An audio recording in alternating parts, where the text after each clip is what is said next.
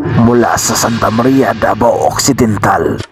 Nais kong ipakilala sa inyo ang bagong silang na bangka, Team RST Thunder.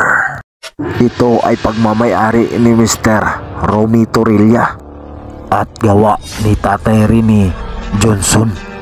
At ang hiniti nito ay hiniti ng Team Elimar, si Mr. Renemer Johnson, at ang kanilang mekaniko walang iba kundi si Mr.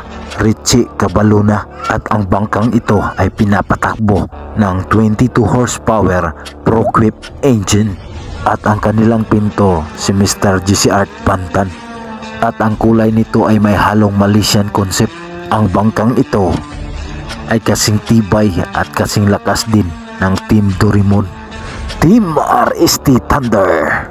Abangan natin ang susunod pang mga karera ng Team RST Doraemon with Malaysian concept.